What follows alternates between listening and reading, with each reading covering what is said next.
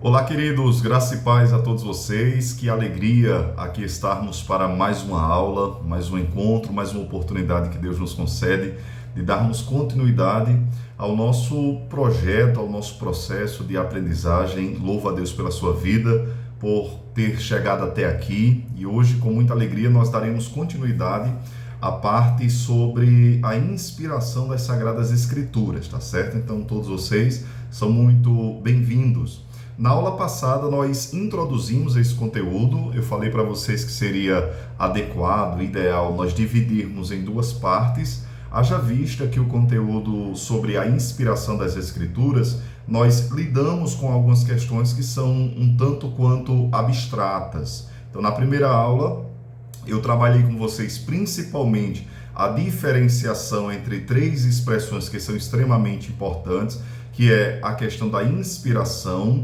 revelação e iluminação. Então nós fizemos uma distinção de cada um desses aspectos, fazendo uma diferenciação de como aplicá-los de maneira adequada, e compreendemos que a inspiração, ela diz respeito exatamente à maneira como Deus sopra ou soprou em homens a sua própria palavra. Então é sobre isso que nós nos referimos quando usamos a terminologia inspiração.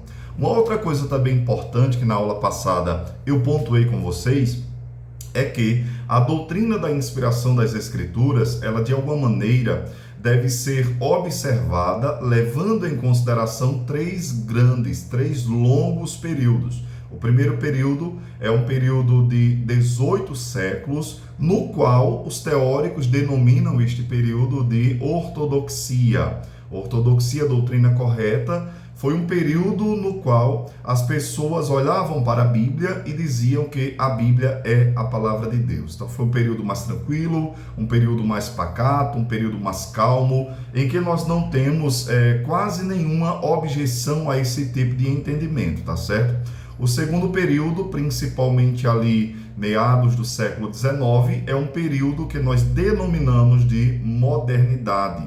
Esse período da modernidade, nós já temos algumas pequenas nuances, umas pequenas distinções. Quais são elas? É que no período da modernidade, passou-se a lidar com as Escrituras, dizendo que ela literalmente contém a palavra de Deus. E aqui já é uma outra forma de tratar a Bíblia Sagrada, ou seja, não como um todo, mas a partes da Bíblia que nós identificamos como sendo palavra de Deus e outras que não identificamos como palavra de Deus. Então, em linhas ultra gerais, nós trabalhamos esses aspectos no primeiro encontro.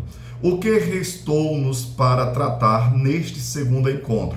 Nós trataremos de maneira direta, objetiva, o terceiro período, o terceiro movimento, que nós denominamos de neo-ortodoxia. Neo-ortodoxia. O período da neo-ortodoxia, nós vamos situar dentro desta cronologia histórica ali no início do século XX, tá certo? Início do século XX. Então nós temos até o século XVIII, período da ortodoxia, século XIX, o período da modernidade, século XX, nós temos a neo-ortodoxia.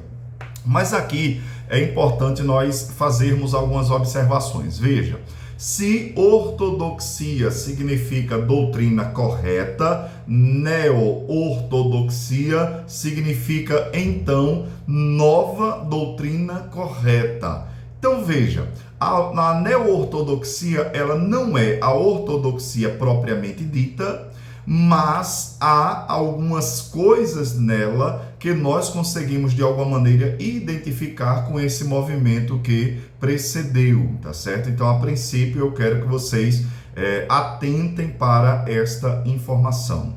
Assim como os movimentos anteriores, de alguma forma, eles legaram maneiras diferentes de interpretar a doutrina da inspiração das Escrituras, a neo-ortodoxia também, de alguma forma, tem alguns nomes importantes e algumas formas de interpretar as Escrituras. E dentre os movimentos existentes dentro do período da neo-ortodoxia, nós iremos identificar pelo menos dois. Um deles é a visão demitizante ou demitologizante e também a perspectiva do encontro pessoal, tá certo? Trocando em miúdos, eu quero que você tome notas disso aqui porque é muito importante. Se no período da ortodoxia nós dizíamos que a Bíblia é a palavra de Deus e no período da modernidade dizia-se que a Bíblia contém a palavra de Deus, no período da neo-ortodoxia os teóricos diziam que a Bíblia torna-se palavra de Deus. E aqui já é algo extremamente importante para que você identifique este movimento e também distingua em relação aos demais, tá certo? Eu quero observar com vocês, queridos, e eu até disponibilizei no material de vocês, alguns nomes que são importantes dentro deste período, dentro deste pequeno recorte histórico que nós identificamos como a neo-ortodoxia. A neo-ortodoxia estaria muito alinhada com a pós-modernidade, tá bom? Se nós saímos da modernidade e entramos no período da pós-modernidade. Há alguns teóricos que se destacam nesse contexto, nós podemos dar os nomes. O primeiro deles é o Rudolf Bultmann.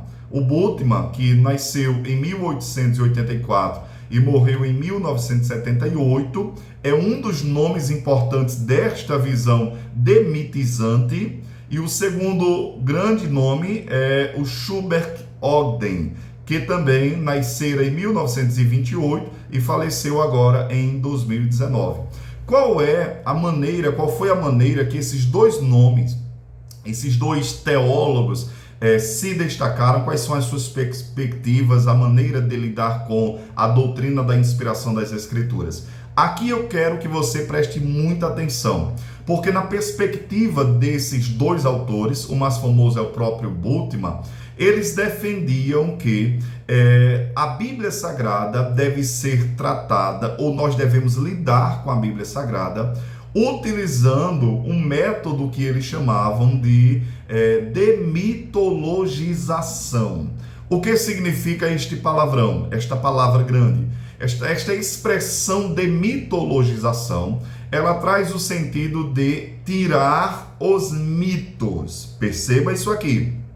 Eles diziam que a Bíblia Sagrada, na realidade, é um livro que está recheado de mitos. E quando nós falamos sobre os mitos, entenda-se como, por exemplo, aquilo que nós interpretamos como sendo milagres. Então, por exemplo, todas as expressões miraculosas que literalmente são impactantes nas Escrituras, conforme esses teóricos, entendia-se como sendo apenas expressão popular de um determinado povo. Logo, nós temos ali mitos.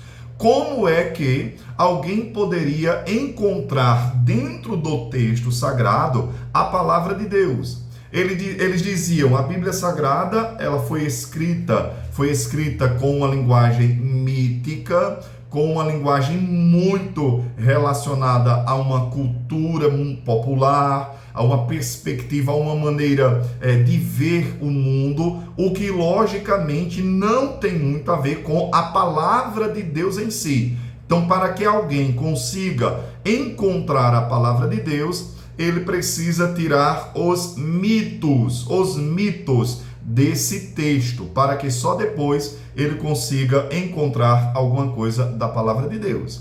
Então você consegue perceber que a forma como esses teóricos aqui tratavam as Escrituras, de alguma maneira, colocava em xeque muito daquilo que para nós é extremamente caro. Como, por exemplo, pessoal, quando você pega esse recorte, este período que nós estamos tratando como a pós-modernidade, você vai observar, você perceberá que, de alguma maneira, por ter este viés demitologizante, muitas pessoas colocaram a Bíblia Sagrada ao lado, não deram o devido valor que nós damos e literalmente terminavam descambando para um liberalismo teológico, tá certo? Então veja, a partir do momento que você literalmente propõe uma leitura das Sagradas Escrituras, no qual você extrai dela tudo aquilo que para nós é esplêndido, é sobrenatural, que eles identificam como mitos, logicamente, você terá no final um produto que é muito estranho à própria Bíblia Sagrada. A própria Bíblia Sagrada. Então veja que essa não é uma proposta que literalmente nós tendemos a abraçar. Há uma frase que eu disponibilizei para vocês, que o Bultmann, ele afirma que ao despir a Bíblia e os seus mitos religiosos, então a pessoa é capaz de encontrar a verdadeira mensagem do amor sacrificial de Cristo revelado na cruz. Então veja, só quando tirarmos essas expressões que são sobrenaturalistas é que nós conseguiremos ver, contemplar, observar a verdadeira palavra de Deus. Então essa é a proposta demitologizante, como sendo uma proposta para a doutrina da inspiração dentro do contexto da pós-modernidade, dentro do contexto dessa nova ortodoxia ou da neo-ortodoxia, ok? Faz sentido para você isso aqui? Além desses dois teóricos que eu lhes disse, que de alguma maneira eles propõem esse viés, esta perspectiva, esse entendimento demitologizante, nós também temos dois outros nomes que são um pouco distintos, diferentes, principalmente na forma de lidar com as Escrituras. Porque veja, pessoal, enquanto você tem o Bultmann, enquanto você tem o Oden tratando as Escrituras com essa proposta demitologizante, que de alguma forma isso também trouxe uma contribuição muito grande, principalmente para o liberalismo, você tem do outro lado dois nomes que são muito conhecidos, e um deles é o Karl Barth e o outro é o Emil Brunner. Karl Barth e Emil Brunner. Esses dois teóricos, esses dois outros teóricos que também estão inseridos dentro do movimento da neo-ortodoxia, de alguma forma, eles vão propor uma maneira um pouco diferente daquilo que era proposto pelo Bultmann e pelo seu colega, o Ogden. Por quê? Porque segundo o Barth e o Brunner, eles propõem um encontro pessoal. Então veja, é possível que você lide com as Escrituras, a palavra de Deus, o texto sagrado torna-se palavra de Deus nesse encontro pessoal de você com o próprio Deus revelado nas Escrituras. Quando você olha a forma como estes teóricos lidavam com a Bíblia, é da seguinte maneira. Obviamente, eles não defendiam, como fez os teóricos do período da ortodoxia, eles não defendiam que a Bíblia Sagrada como um todo, ela não tem imperfeições, ela não tem erros, ou plenamente ela é inspirada. Não, eles não defendiam isso.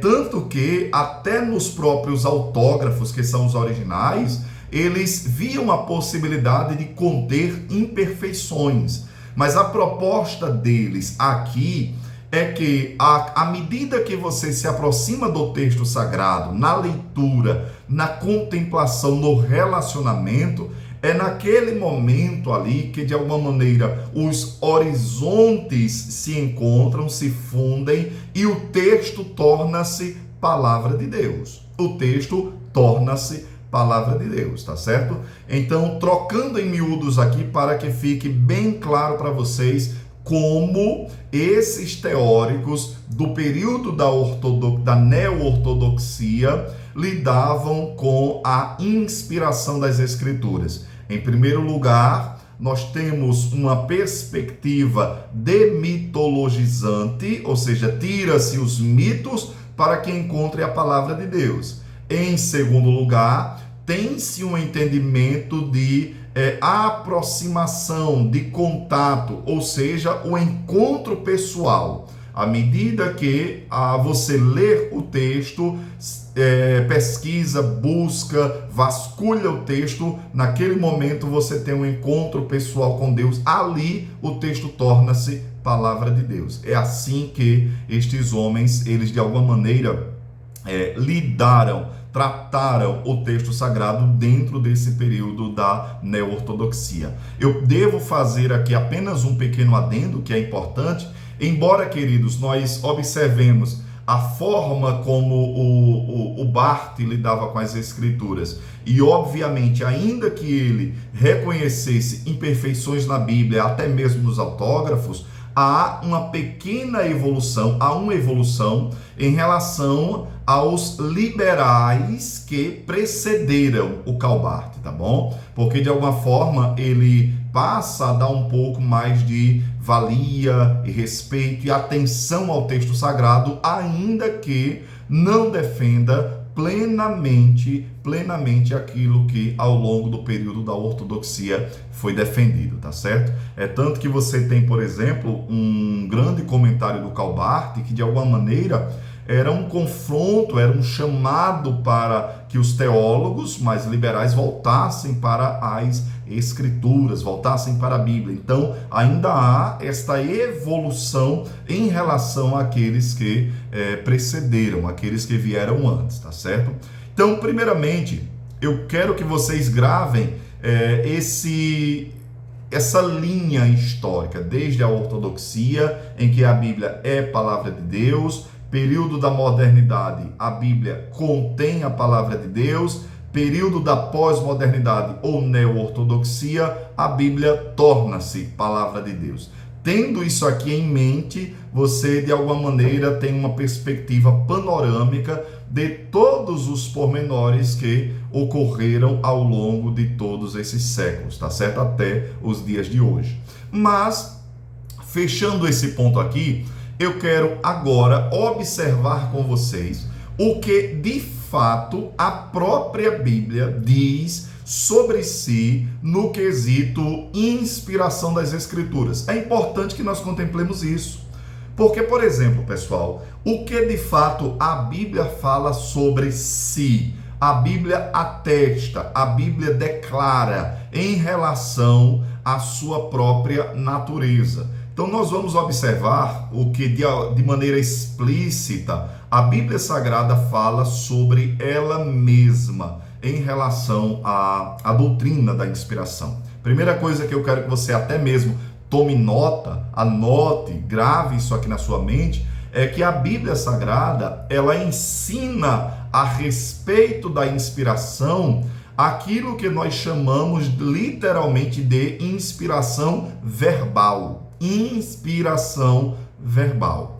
Ou seja, a Bíblia Sagrada, ela de alguma maneira atesta, declara, explicita que homens movidos pelo Espírito Santo, e aqui nós temos aquela palavrinha grega que o apóstolo Paulo usa na sua segunda carta a Timóteo, theos, Deus, pneustos, que é sopro, que é espírito, soprado por Deus, o que Deus fizera nestes homens, soprando neles a sua própria palavra, tá certo? Então a Bíblia Sagrada, de alguma maneira, ela nos leva a um entendimento de que ela defende sobre si mesma uma inspiração verbal. Tranquilo? Faz sentido para vocês isso aqui? Avançando um pouquinho mais, vamos observar aqui que ao longo de vários textos sagrados, e eu disponibilizei isso aqui para vocês, 2 Timóteo 3,16, é exatamente a expressão que eu fiz menção. Você vai observar que o texto faz questão de dizer também em 2 Timóteo 24, em Êxodo, 24:4, que Moisés escreveu todas as palavras do Senhor, dando-nos a entender que Deus inspirara Moisés para que ele escrevesse todas as palavras do Eterno. Então veja que há de alguma maneira uma declaração de inspiração verbal, inspiração atrelada a palavras. Se você conferir Isaías 30, verso 8, nos diz também que Deus ordenou Isaías para que ele escrevesse, para que ele literalmente escrevesse as palavras de Deus. Isso aqui é muito importante. Segundo Samuel 23, 2, a Bíblia diz assim: o Espírito do Senhor fala por mim, e a sua palavra está na minha boca. Veja o que Davi está dizendo. Literalmente, Davi está evocando para si a autoridade divina nas suas palavras. As palavras de Davi, elas são literalmente expressões vocabulares que o próprio Deus deseja comunicar ao seu povo. Então veja que nós temos aqui a própria Bíblia atestando que a inspiração é verbal, tá ok? Outra coisa também, Jeremias 26, 2, não te esqueça de nenhuma palavra. Então eu quero que vocês peguem todos esses versículos aqui, grifem nas suas Bíblias, tá bom? Grife na sua Bíblia, destaque, porque são testemunhos intrabíblico, dentro da própria Bíblia, declarando a sua inspiração verbal, tá certo? Nós vamos observar que em vários momentos, como Paulo escrevendo em 1 Coríntios 2,13, ele diz: falamos não com palavras de sabedoria humana. Veja que Paulo, ele faz aqui um contraste entre palavras de sabedoria humana, adquiridas por meio da pesquisa, do conhecimento, por meio da busca e tal, e por outro lado ele diz, mas com as que o Espírito Santo nos ensina. Então Paulo, ele está declarando de maneira muito clara que as suas palavras, elas são conduzidas, guiadas pelo próprio Espírito. Então nós temos aqui um apóstolo também fazendo esta mesma declaração. E finalmente, Apocalipse 22, 19, que João adverte que qualquer pessoa que tirar quaisquer palavras do livro desta profecia. Então veja que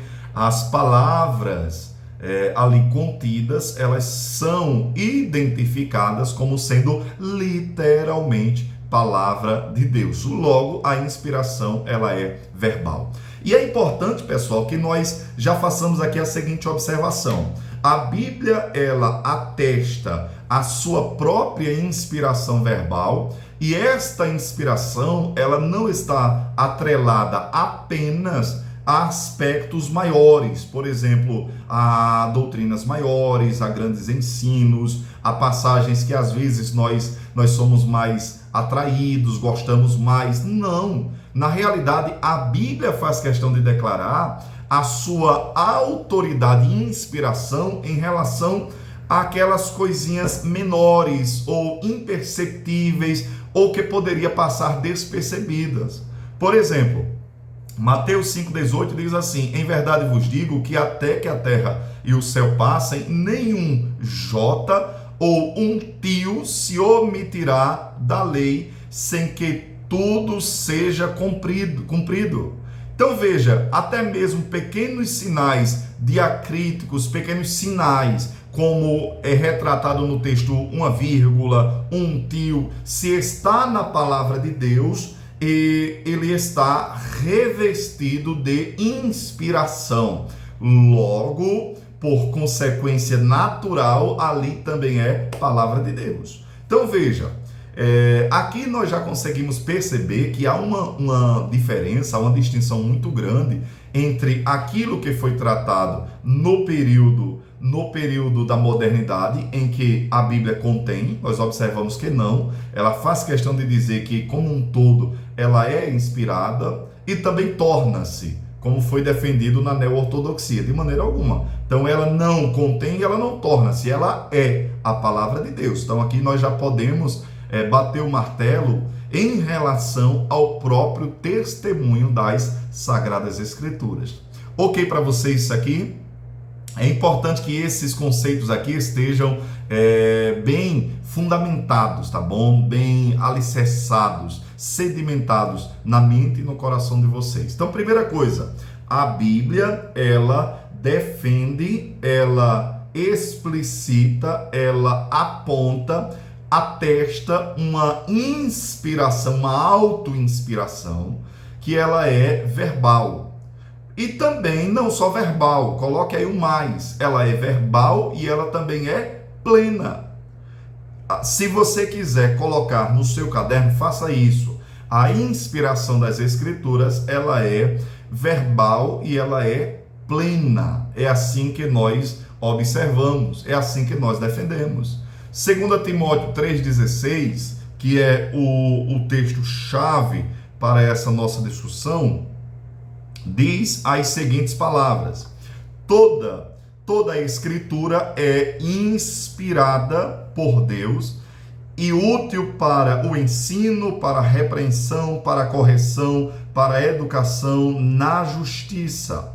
É importante que você atente para a própria expressão que é utilizada aqui. No texto grego, você tem uma expressãozinha, um termo utilizado aqui para toda, que é a expressão paz, que traz o sentido de cada, todo, completamente, qualquer parte. Logicamente, o que o texto sagrado está querendo dizer-nos é que aqui, obviamente, a princípio se referia ao Antigo Testamento, tá certo? Porque nesta época o cano do Novo Testamento não estava fechado, completo, mas nós entendemos que neste momento o Antigo Testamento ao Antigo Testamento está sendo atribuída a autoridade, a inspiração plenária, ou seja, todos os livros do Antigo Testamento, os 39 livros do Antigo Testamento, eles foram inspirados e por isso, logicamente, eles são aptos, eles são úteis para ensino, redarguir, corrigir e instruir em justiça. Então veja, não é apenas uma parte do Antigo Testamento, não é apenas o livro dos Salmos, e aqui já vai até uma observação para você que só gosta do livro dos Salmos. Veja, não apenas ele, mas a Bíblia como um todo, a priori o Antigo Testamento, ele é todo apto, útil para o ensino, correção, redarguir e instruir em justiça, tá certo? Essa é uma informação importante. Ainda em Romanos 15, verso 4, Paulo ele eleva um pouco mais esse entendimento ao dizer que tudo que outrora foi escrito, da mesma maneira, tudo que outrora foi escrito, tudo que está contido na Bíblia, no texto sagrado, para o nosso ensino foi escrito. Então, por que está ali? Por que está escrito? Porque está apresentado no texto sagrado, obviamente, ele serve para o nosso ensino, tá certo? Então, pessoal, eu quero que vocês gravem isso aqui, guardem nos seus corações isso aqui, porque quando a própria Bíblia faz essas declarações, elas são extremamente importantes. A Bíblia, ela atesta, explicita, ela declara que todo o seu texto, ele tem caráter inspirado. Agora aqui a gente já deve observar, eu não estou falando apenas daquelas passagens que são mais tranquilas, mais fáceis, mais simples, mais óbvias no entendimento e na interpretação, não. Eu estou usando, por exemplo, imagina passagens do Antigo Testamento que são muito combatidas, como, por exemplo, a própria criação, como Deus criou todas as coisas, essa perspectiva do criacionismo, a maneira como Deus, por exemplo, tirou Israel lá do Egito, atravessando o Mar Vermelho a pés enxutos.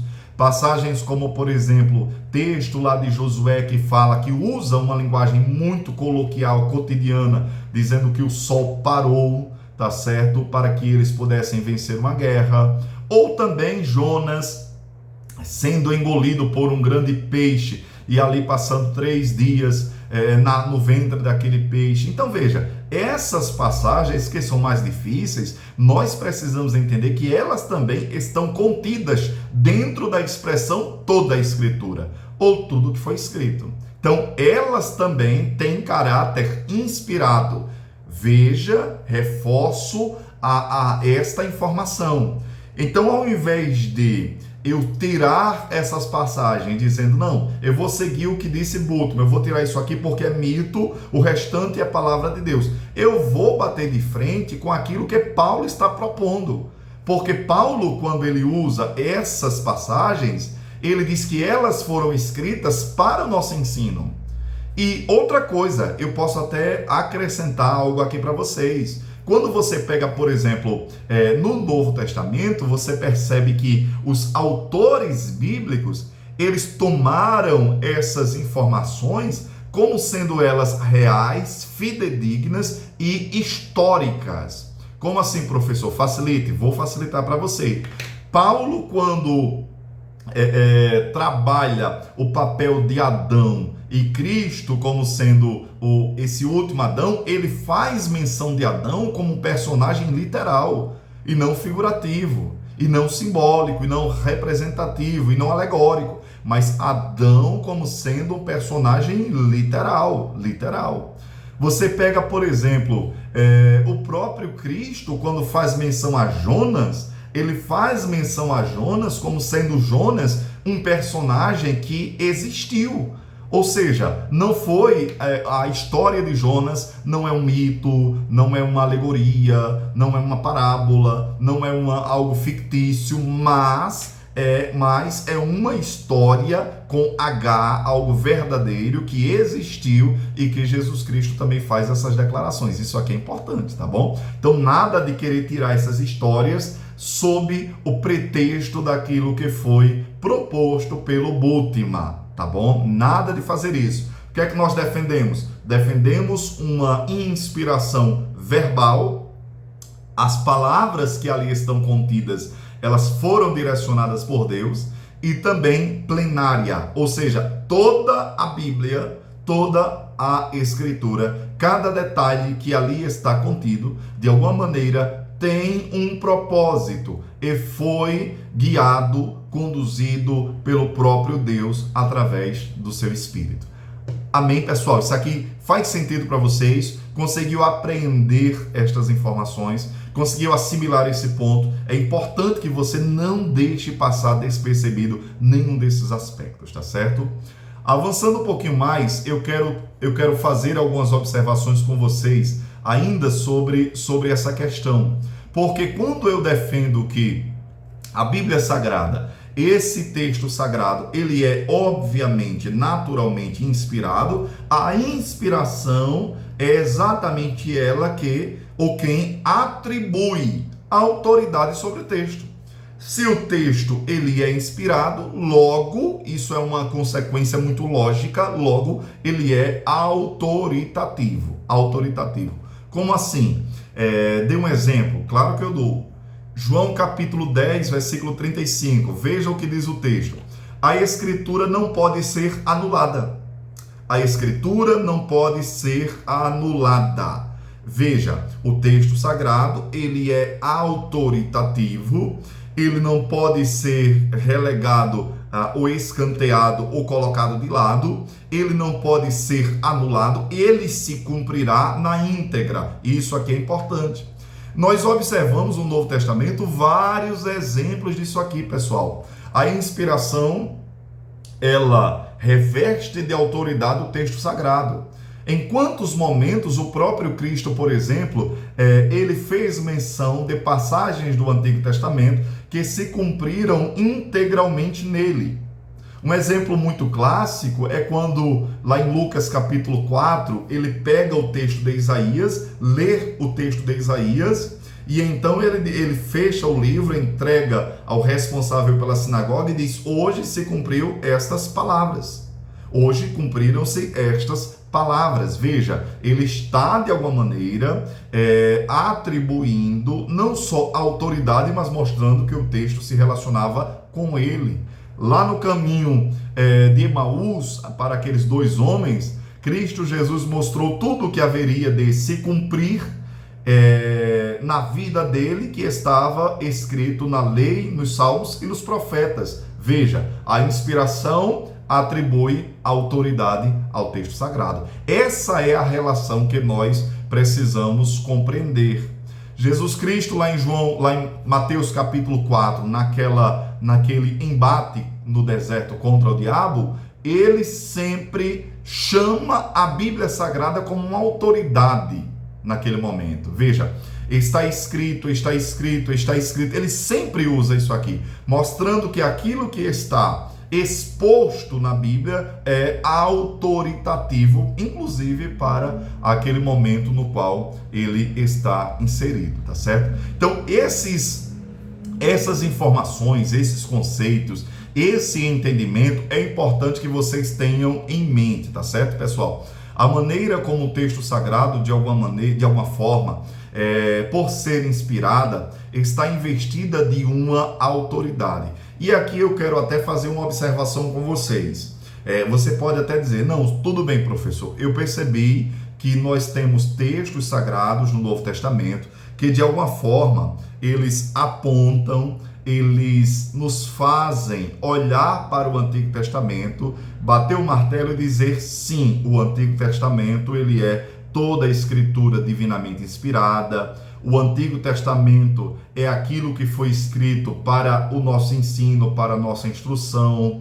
O Antigo Testamento é toda a palavra que sai da boca de Deus e, logicamente, serve de alimento para a nossa alma. Mas, e aqui vai uma questão boa, será que nós podemos pegar esse mesmo entendimento e importá-lo e atribuir também ao Novo Testamento? Será que eu posso, em relação ao Antigo, é um ponto pacífico. O Antigo Testamento, de fato, ele é, ao longo de vários textos, identificado como inspirado e autoritativo. E em relação ao Novo, eu posso usar essas mesmas expressões em relação ao Novo? E a resposta é, claro que sim. É claro que nós podemos fazer isso aqui. Nós podemos fazer isso aqui, pessoal, porque a semelhança do Antigo Testamento, os escritos do Novo Testamento também são considerados palavra de Deus, o que, logicamente, deve-se atribuir a ele o caráter inspirado e autoritativo. Esse é o entendimento que nós temos. Então, por exemplo, quando você pega o 2 Timóteo 3,16 de toda a Escritura, embora, e é bom que eu faça essa observação, embora a princípio ele se refira ao Antigo Testamento, por inferência, nós estendemos esse entendimento para toda a Bíblia. E veja, eu quero até que você pegue a sua Bíblia e abra comigo esse texto de 2 Pedro, capítulo 3 e o versículo 16. Eu quero fazer aqui algumas observações com vocês. 2 Pedro 3, 16. Veja o que disse Pedro em relação às cartas paulinas. Isso aqui é muito bom, porque eu tenho um apóstolo que está observando, que está falando sobre o escrito de um outro apóstolo que é contemporâneo a ele, do mesmo tempo, do mesmo período. Diz assim o texto: ao falar acerca destes assuntos, como de fato costuma fazer em todas as suas epístolas, nas quais há certas coisas difíceis de entender. Aqui eu abro até um parêntese bem legal, porque é Pedro dizendo que nas cartas de Paulo há coisas difíceis de entender, tá certo? Então já tranquiliza o seu coração se ao ler as cartas paulinas você tem alguma dificuldade, porque Pedro reconhece isso, que Paulo trata de assuntos que são complexos. Fecha o parêntese. Então, há coisas que são difíceis de entender, que os ignorantes e os instáveis deturpam. Veja, Pedro está dizendo que os ignorantes, incultos, incautos, pegam as cartas de Paulo, por não entenderem, deturpam essas cartas para a sua própria perdição. Mas aqui vem o detalhe que eu quero que você observe na sua Bíblia. Diz assim: como também deturpam as demais escrituras. Como também deturpam as demais escrituras para a própria destruição deles. Escrituras aqui é a expressão grafê no grego. O que é que Paulo está dizendo? Paulo está dizendo e está colocando em pé de igualdade as cartas paulinas com as demais escrituras. Veja, ele está dizendo, esses homens ignorantes, incautos, eles pegam as cartas de Paulo e eles deturpam elas como fazem exatamente com as demais escrituras. Quais são as demais escrituras? O Antigo Testamento. E Pedro está reconhecendo que o texto paulino é escritura tanto quanto o Antigo Testamento. Compreendeu isso aqui? Entendeu qual é a lógica disso aqui? Então, se Pedro identifica as cartas de Paulo como sendo escritura, logo inspirada, eu posso, obviamente, aplicar os textos que nós lemos de 2 Timóteo 3,16 e o texto de Hebreus e tudo mais, sem problema algum, tá bom?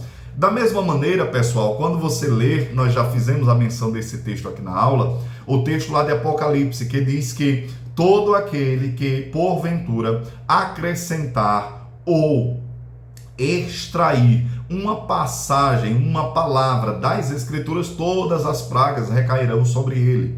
Logicamente, a princípio, esse texto está fazendo menção ao livro do Apocalipse. Mas não quer dizer que nós não possamos observar a luz de toda a Escritura, tá bom? Então, logicamente, o texto está dizendo que para aqueles que tratam as Escrituras de qualquer jeito, haverá um juízo, haverá uma consequência, Deus tratará com essas pessoas, é isso que nós precisamos ter em mente, tá certo? Eu quero só trazer aqui uma expressão muito legal do John Stott, quando ele fala sobre a inspiração, o theopneustos, o soprado por Deus. Ele diz assim: esta expressão indica que a Escritura não é apenas um registro de experiências religiosas, mas a comunicação ativa de Deus. E aqui já tem duas coisas bem legais para a gente tratar. Primeira delas, segundo Stott, é que a Bíblia Sagrada não é apenas registro de experiência religiosa humana. Por exemplo, pessoal, se tu pegares textos de outros povos, eles comumente terão registros das suas experiências religiosas. Eu tenho aqui na minha biblioteca, por exemplo, eu gosto muito dos vikings, e nós vamos observar que comumente eles faziam isso. Então eles retratavam as suas experiências na guerra, sob o prisma das lutas entre os deuses. Era assim que eles lidavam, de maneira mais mítica e tudo mais. Então, o que o John Stott diz é que a Bíblia Sagrada não pode ser equiparada ou comparada a esses relatos. Porque, na realidade, nós não temos aqui apenas mitos, como, por exemplo, você tem na mitologia egípcia, na mitologia nórdica, na mitologia babilônica, persa, grega ou quaisquer outros povos. O que na realidade nós temos aqui é literalmente uma comunicação ativa de Deus.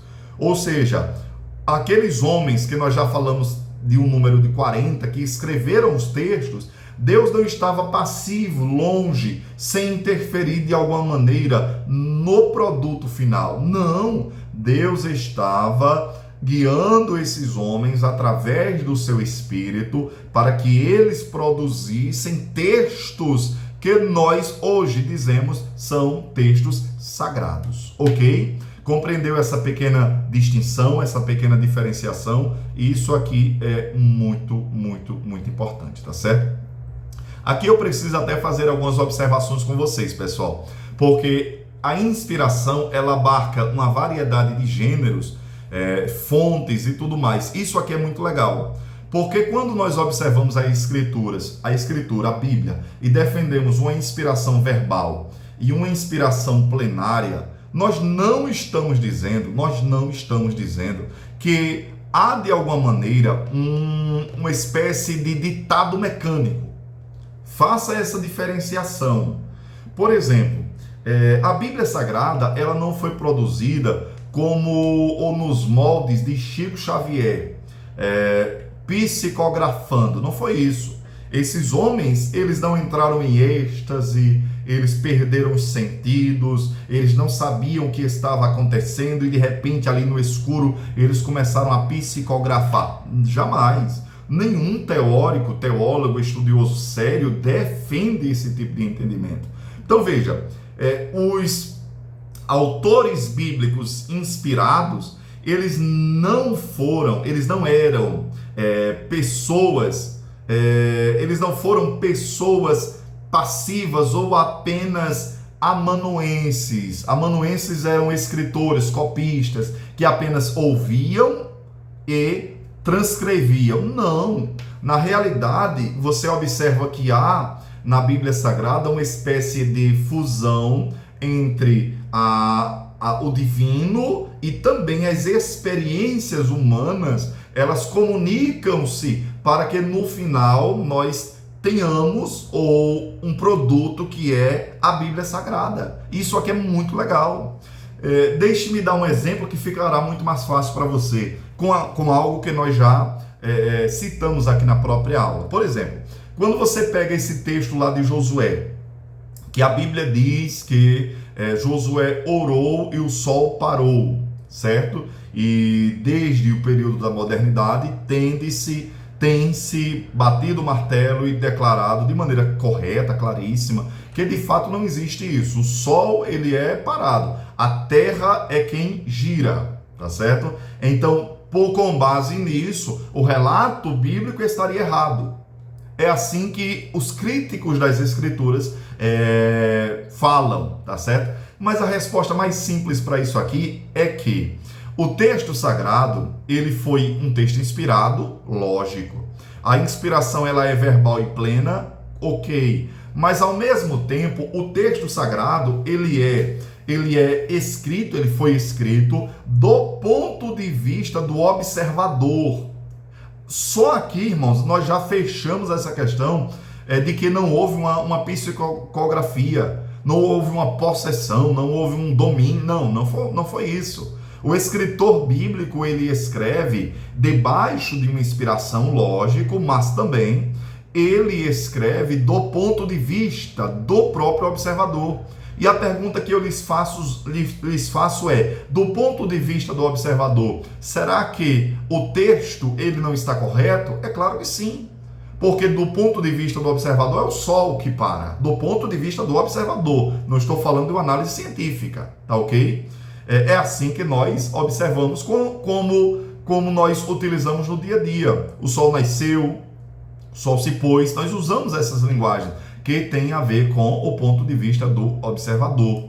Um outro exemplo também exemplos como, por exemplo, textos que dizem que Deus não se arrepende. De repente você pega textos que mostram Deus se arrependendo. Será que eu tenho contradição aqui? Não tenho. O que eu tenho logicamente aqui é apenas uma linguagem humana atribuída a Deus para mostrar como Deus se relaciona com os próprios homens. Não tem nada a ver com arrependimento, como nós compreendemos. Então, essas coisas, pessoal, elas podem ser enfrentadas e respondidas de maneira muito tranquila, sem nenhum tipo de problema, sem nenhum tipo de dificuldade, tá certo? Então, a inspiração, ela abarca vários gêneros, várias fontes, várias expressões, sem que as personalidades sejam ou fossem literalmente extirpadas, tá bom? Então isso aqui é importante. Eu quero só fazer uma observação aqui com você, que os autores sagrados, eles eram escritores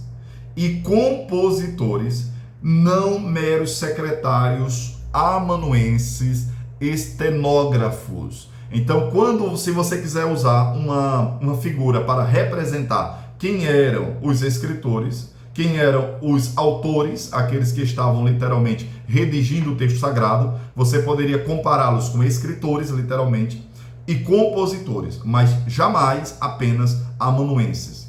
Jamais alguém que literalmente não interfere. Um exemplo muito prático para vocês é quando você pega, por exemplo, o Evangelho conforme escreveu São Lucas, e Lucas, escrevendo a Teófilo, ele diz que fez uma pesquisa acurada, aprofundada, para que só depois disso ele pudesse, obviamente, escrever sobre Cristo. É isso que acontece. Então veja, o texto é inspirado, mas mesmo assim eu tenho uma ação de Lucas em pesquisar, em ir atrás, em buscar as fontes, em ouvir testemunhos oculares, para que só depois disso ele pudesse escrever o texto. E no final, professor, no final o texto é um texto plenamente inspirado. Ponto final. É assim que nós observamos essa relação, tá certo? Até aqui, pessoal, eu espero que você literalmente tenha compreendido esses aspectos que são extremamente importantes, tá certo?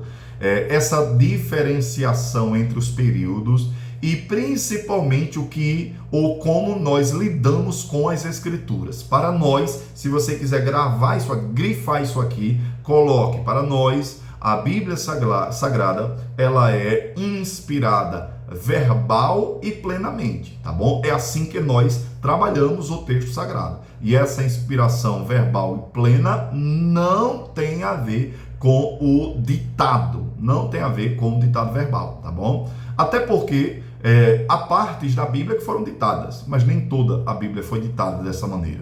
Então você tem os 10 mandamentos que Deus entrega ditado a Moisés, mas nem toda a Bíblia foi produzida dessa forma. Eu tenho um produto de pesquisa, eu tenho um produto de ouvindo testemunhas, eu tenho várias maneiras que os autores sagrados se utilizaram para, de alguma forma, estabelecer um ensino. Então você tem no Antigo Testamento, por exemplo, às vezes, ou momentos em que os autores bíblicos recorriam a passagens mais antigas para que a partir dali eles dessem continuidade à escrita. Isso está presente, por exemplo, em Daniel, que Daniel diz que foi lá no livro de Jeremias e contemplou, leu e entendeu que o tempo do cativeiro duraria apenas 70 anos. Isso aqui é importante. Então veja, é um autor bíblico que está pesquisando em outro texto bíblico para que a partir dali ele dê prosseguimento à o próprio processo de escrita do texto sagrado. Então é assim que aconteceu. Não é algo que acontece de maneira estanque, pontual, mas é orgânico, é algo que acontece aos poucos, e é assim que nós devemos compreender.